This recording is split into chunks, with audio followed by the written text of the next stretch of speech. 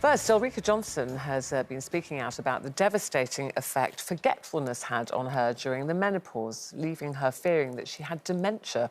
So as part of our menopause manifesto, we've promised to keep talking about all the different symptoms you might experience. And I'm sure, like many of us, you at home can relate to this symptom, which some people call brain fog. Gloria, did you, when we say brain fog, do you go, yeah, know what you're talking about? I thought you were talking about me at my present age and a bit of brain fog, but anyway, so far it's not too bad.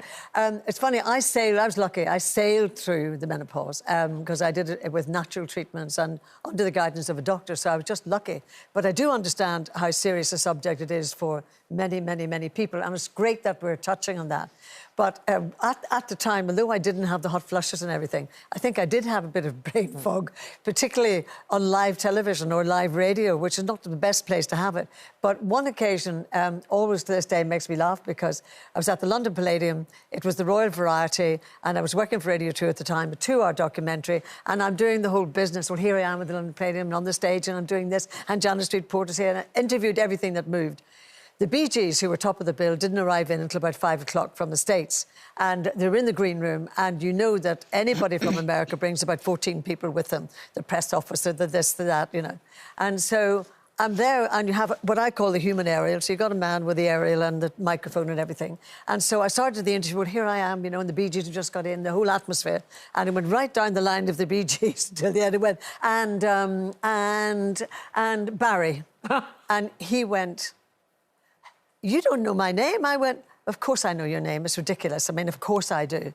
And he turns around to all these people and he goes, "She didn't even know my name." Now, I'm hating myself inside, of course. So I started all over again. Here I am, go right down the thing, and Barry. And he starts the interview. And then he stops and he goes, says to the people, "Do you know, I still can't get over the fact that she didn't remember my name. I don't know whether I want to do this interview or not." Something clicked in my brain. And I went to him and I just said, I looked up at him like this and I went, "Do you know what?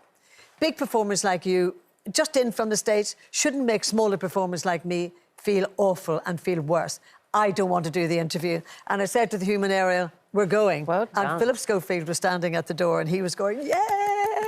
Good. But then I'll sub the story down to almost nothing because I went down into the body of the theatre and I thought, well, I've got my programme anyway.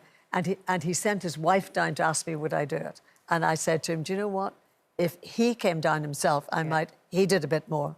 But anyway, they walked off the Clive Anderson show the very next day because they didn't like what he said to them. And up they took the microphones off and they went off. So it was a memorable. But it is it's a problem for a lot of women, Janet, at work, because we've talked about our manifesto and saying, you know, it needs to be talked about. So many women now working full-time jobs with menopausal symptoms.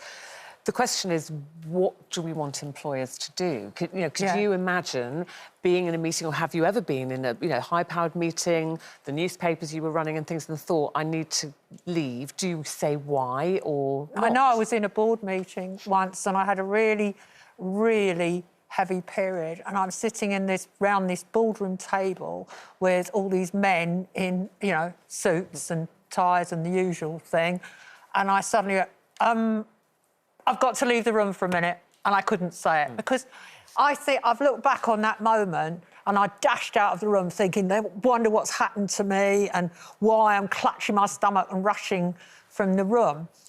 And I sat in the loo and I thought, oh, you didn't handle that very well. But looking back on it, what could I have said? If I had said, "I'm sorry, my period is going to cause a major embarrassment unless I get to the ladies right now," I just think that what I should have said is, "Will you excuse me for 5 minutes?" and left it at that.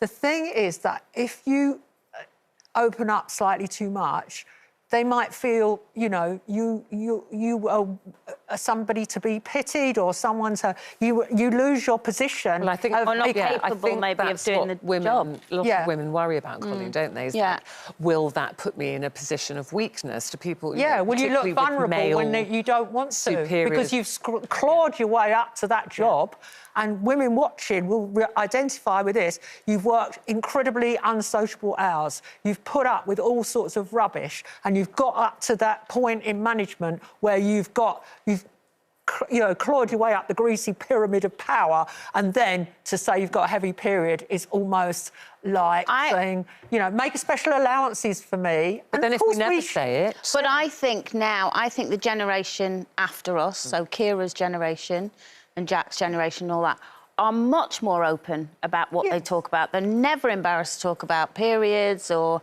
anything like that. Whoever's there, you know, Kira, Maddie, Georgia, you know, or my two nearly daughter-in-laws, they all talk about it, whether the boys are there or not, the boys... And I think that generation... And the boys don't get all kind of... The boys don't get, I don't want to know about that. They don't get embarrassed. But in a social situation, that's fine. But I still come back to in an office or in the workplace, when everybody, you know, at a certain level, you're handling, you know, making a lot of responsible decisions, to own up to, like, brain fog is a really difficult thing, isn't it? Because if you own up to, oh, my memory's not working very well today, and you're in charge of production or handling lots of money, or you're making decisions that impact on a lot of other people, do you want to own up to the fact that you are, you know, not operating on all cylinders? I couldn't say any of what you've said that maybe you should have said at the bus. I couldn't say that just because of my upbringing and the period of time I was brought up. And I think that if you, for example, got to the point where you're saying, well, it's the menopause, I think people around you in a work scenario would be bored silly if you were saying it every other week or every other month, you know? There are things that you talk about either in the boardroom or in public, and other things you don't. Yeah, I agree. Yeah, but then there are other people say, but if we never talk about it, we're sweeping the menopause under the carpet, which we shouldn't, because it happens to so many women. Talk to your husband about it. Talk to your husband about it. Talk to the men in your life about it. Yeah, you need to educate the men in your life, I agree. Yeah, I think that's a good point, Gloria, because if you work on the men that you feel comfortable with outside the workplace and you change the way they think, then they'll behave differently when the women in their offices and their workplaces say that to them, and they'll be more receptive and they'll grow antennae, so they'll understand how women feel at work might be different to how they feel. I have brain fog all the time, literally all the time. But I don't think it's anything to do with menopause.